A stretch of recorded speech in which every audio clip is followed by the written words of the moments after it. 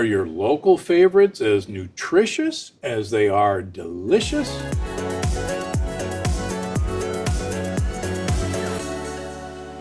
I'm Dr. Stephen Gundry, and I'm here today to talk with you about the state of your plate. So buckle up. Today we'll be taking a road trip to Alabama. Follow along as we discover the nutritional value of popular foods in this southern region. But before we begin, make sure to like and hit that subscribe button so you don't miss out on future episodes.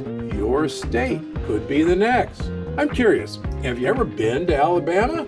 I have. I trained in medical school at Georgia and have been to Alabama a lot. Let's get to know the state a little bit better. According to records, I wasn't there, Alabama became an official U.S. state on December 14th in 1819. That's 205 birthdays so far.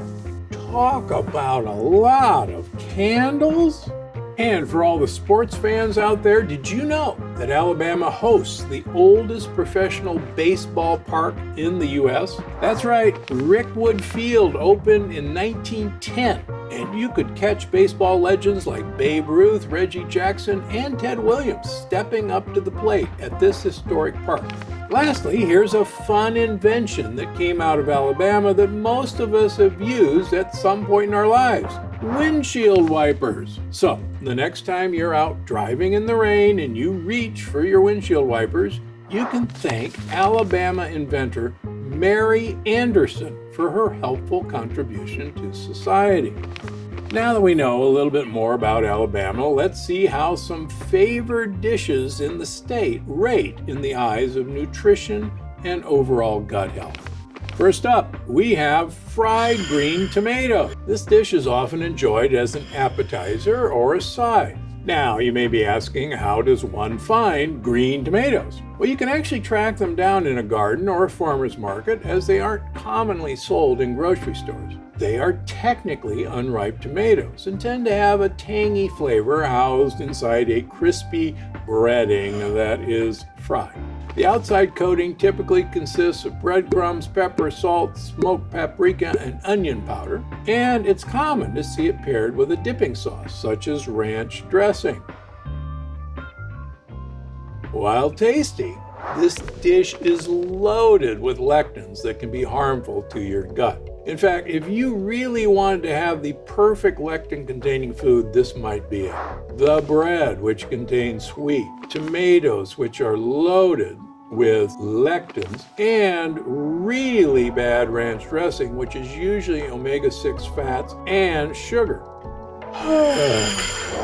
Next up, we have the sweet potato, Alabama's official state vegetable. Now, sweet potatoes are a low-lectin food. They are high in vitamin A, C, and B vitamins.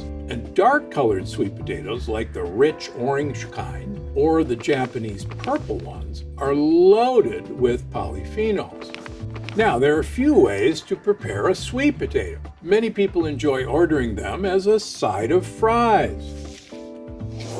Some people steam them. And some people bake them.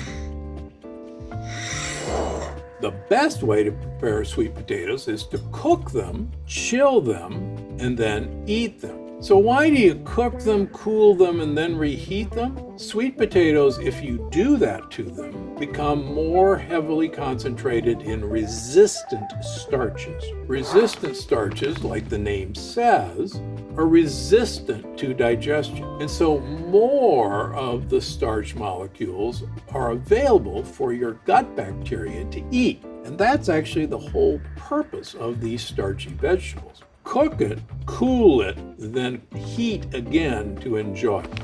And finally, we have Lane cake.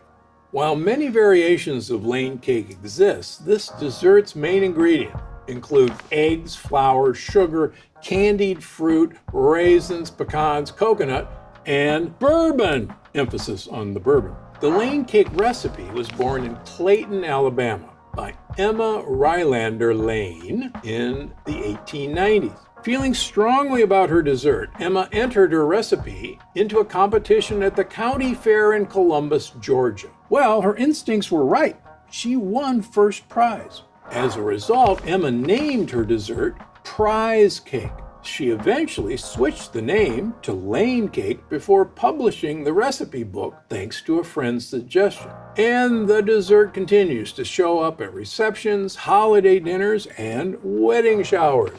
If you wanted to make a really nasty food in Alabama, this qualifies. It's got everything you don't look for in a nutritional food. It's got wheat, it's got sugar, it's got more sugar. That's what makes it so delicious. But in terms of nutrition, that one takes the cake the wrong way. So let's do a quick recap of each dish. All right, so remember you've got fried green tomatoes. Tomatoes are loaded with lectins. The coating is loaded with lectins because of the bread and it's pure sugar. And the dipping sauce or ranch dressing is one of the more lethal salad dressings that you can have for your money. It's loaded with omega-6 fats and sugars. Sweet potatoes. Now, a lot depends on how you serve them. While sweet potato fries sounds like a good idea because of all the wonderful goodness of sweet potatoes, these are almost always fried in oils that are omega-6 fat bombs. Even though that sounds like a really great way to have sweet potatoes, you're much better off either boiling them or cooking them, cooling them, and reheating them to get the benefit of the sweet potato. Finally, what can I say? As a nutritional nightmare, the Lane Cake even beats out fried green tomatoes. All right, let's get the map out. Now, let's determine whether or not Alabama is a gut-healthy state based on some of the popular meals we went over today. Let's rate them by color. Blue stands for great for your gut. Yellow, you'll love it, but your gut won't. So, after looking at these dishes, I'm going to go with yellow.